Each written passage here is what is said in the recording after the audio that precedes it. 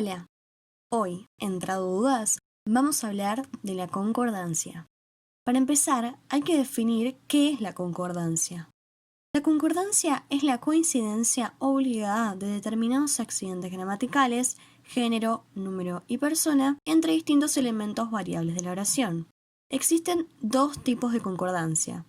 Primero, tenemos la concordancia nominal. Esta se da cuando se coincide en género y número. Es la que establece 1. El sustantivo con el artículo o los adjetivos que lo acompañan, por ejemplo, la casa blanca. 2. El pronombre con su antecedente o consecuentes, por ejemplo, a tus hijas las vi ayer. 3. El sujeto con el atributo, mi hijo es un santo, el predicativo, ella se encontraba cansada, el participio del verbo de la pasiva perifrástica. Esas casas fueron construidas a principios del siglo. Y luego está la concordancia verbal. Esta sucede cuando coincide la persona y el número.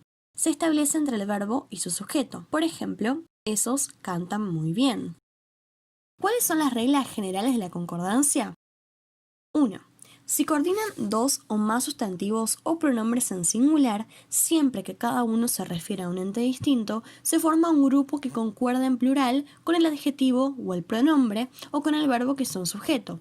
Por ejemplo, el oxígeno y el hidrógeno son parte del ambiente.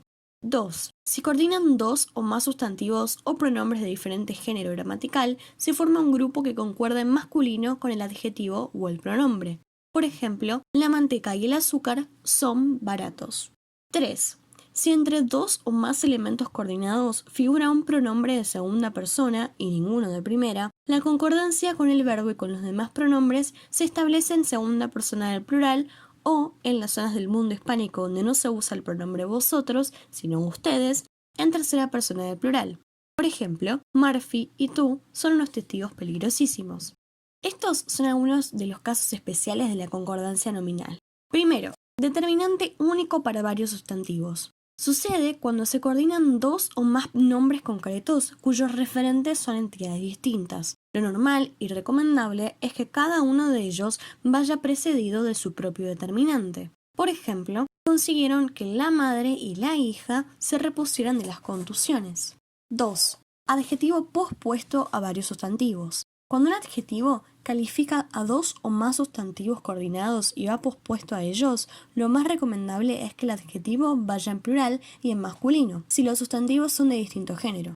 Por ejemplo, tiene el pelo y la barba enmarañados. 3. Adjetivo antepuesto a varios sustantivos. Cuando un adjetivo califica a varios sustantivos coordinados y va antepuesto a ellos, lo normal es que concuerde solo con el más próximo, tanto en género como en número. Por ejemplo, la indispensable vigilancia y control nocturnos brillan por su ausencia.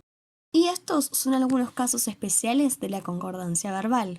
1. Sujeto de dos elementos en singular unidos por tanto como. El verbo debe ir en plural. Tanto mi hermano como su novia iban pendientes de la carretera. 2. Sujeto de un solo sustantivo al que van referidos varios adjetivos ordinales. Aunque el sustantivo esté en singular, el verbo irá en plural. La primera y segunda división conservarán su representación actual. 3. Sujeto de nombre común en plural con verbo en primera o segunda persona del plural. Cuando el sujeto es un sustantivo plural y se desea señalar que en su referencia está incluida la persona que habla o a quien se habla, el verbo se pondrá, respectivamente, en primera o en segunda persona del plural. Los cubanos tomamos café por la mañana.